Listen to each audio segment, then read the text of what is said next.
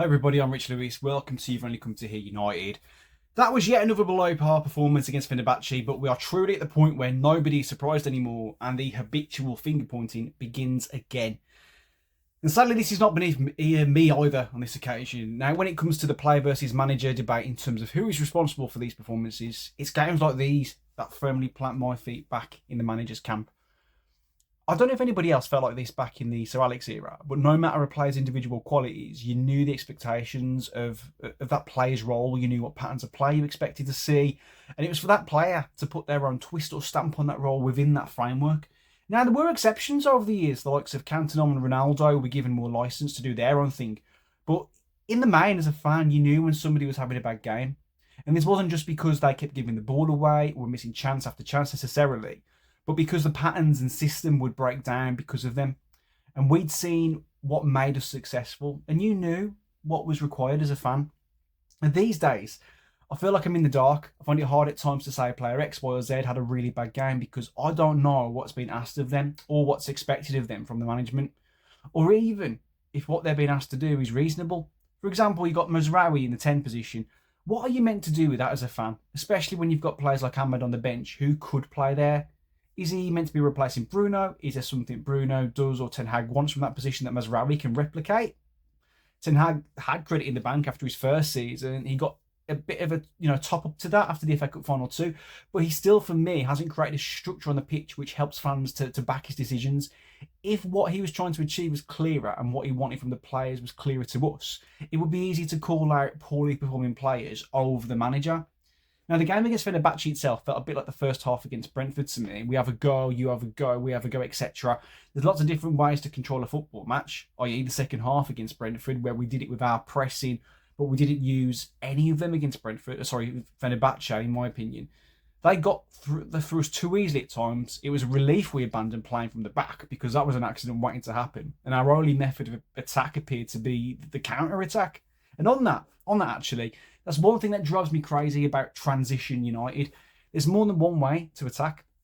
There have been spells in the post Alex Ferguson era where we've struggled to break teams down, and it feels like Ten Hag's route around this issue was not to bother trying at all. Yes, you want to kill teams on the counter. I love that, but we still have that in the locker. But unless you're a relegation battling team, that is not a game plan.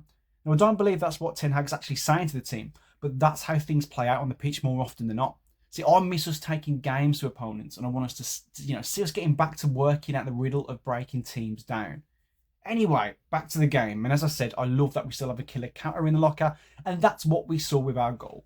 I thought it was a great move, and it's nice to see Xerxes involved too with the layoff for Eriksen, who's been in brilliant form recently.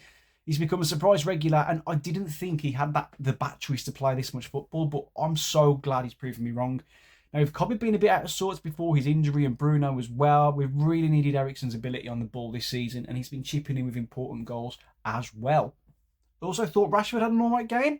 Thought he was really unlucky with that little mazy dribble and left-footed shot just past the post.